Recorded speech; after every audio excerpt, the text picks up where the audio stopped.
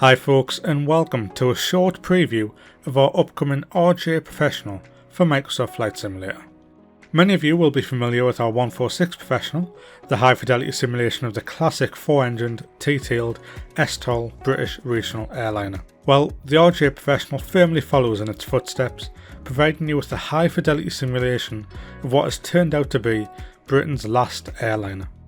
With the 146 Professional, our goal was to simulate an early build of the 146, so we kept it with a fully steam gauge cockpit with a lot of the original systems that the early production aircraft were delivered with, such as the lack of automation in the pressurization system and the lift dumpers.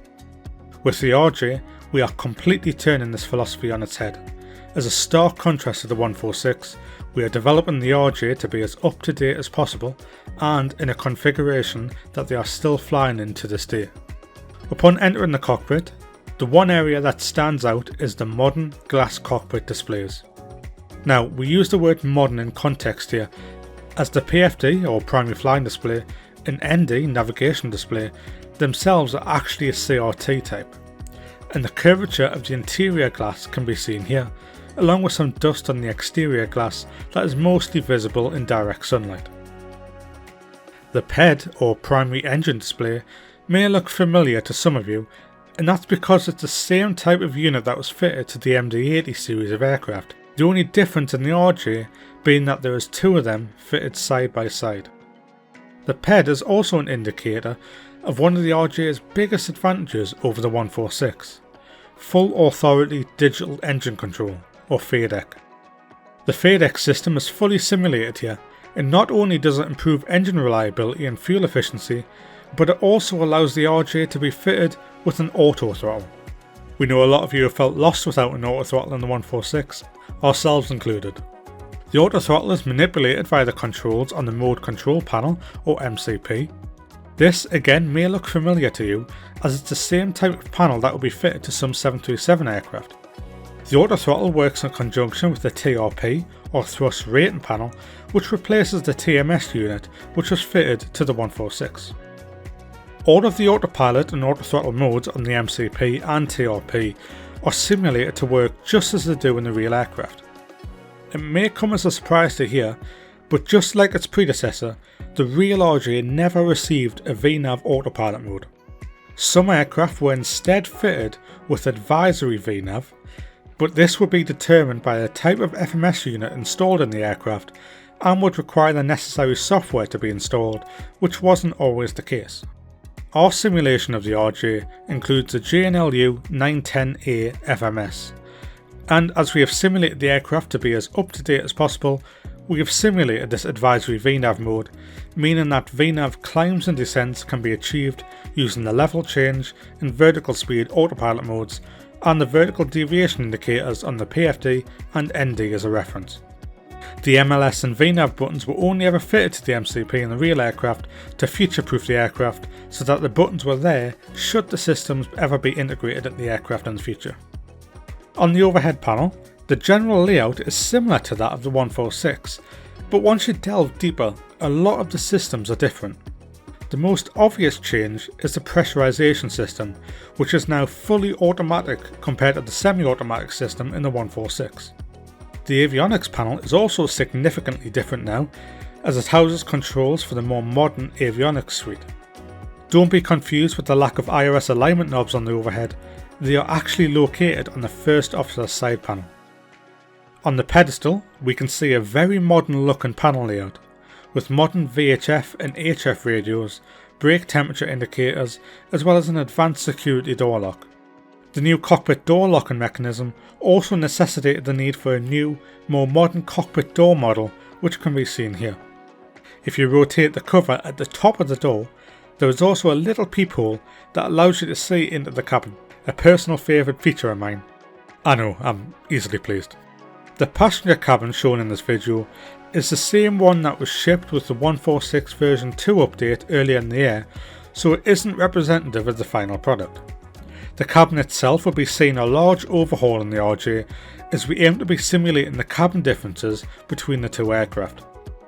On the AFB, we have the full set of features that were included with our 146 Professional version 2 upgrade.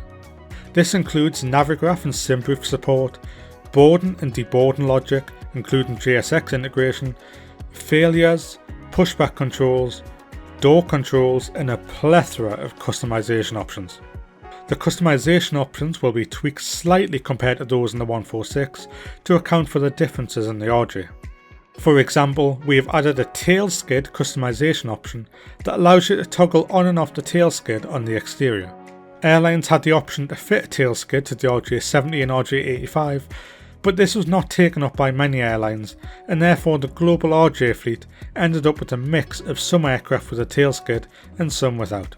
The tail skid and HF antennas will be fitted by default to the liveries that have them fitted in the real world, but they can also be toggled on and off via the AFB as well. Another new customization option is the metric altimeter. These were only ever fitted to a small number of aircraft by request of one or two airlines, but once these airlines sold their RJs to other operators, these aircraft have ended up in a variety of airlines' fleets.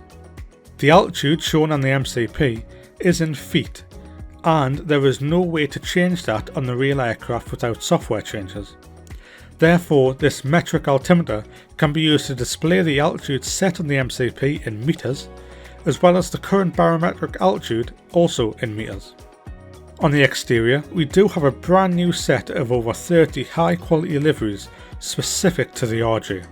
These liveries cover each of the three RJ variants, the shorter RJ70, the middle of the road RJ85, and the longer RJ100, and feature operators from all over the world in both passenger and private jet configurations.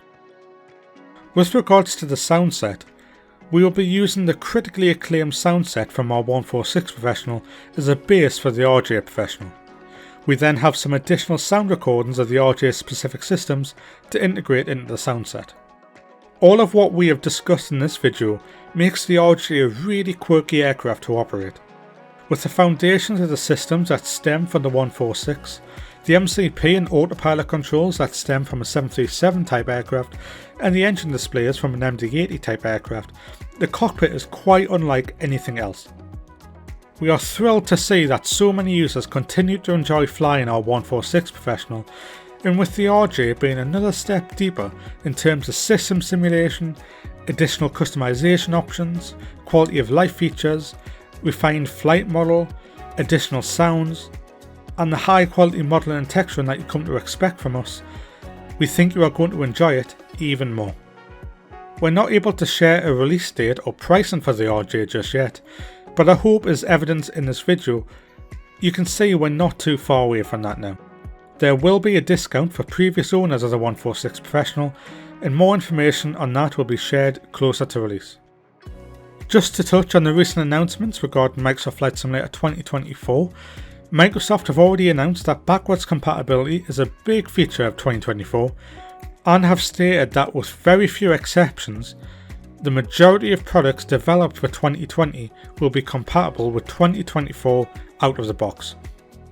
At the moment, we do not anticipate any issues that will prevent the RJ from being available for both Microsoft Flight Simulator 2020 and Microsoft Flight Simulator 2024, and it remains our goal to have the product released on both simulators. If you would like to have a look at the RJ and get hands-on experience with it for yourself, we will be demoing the latest development build at our booth at FSExpo.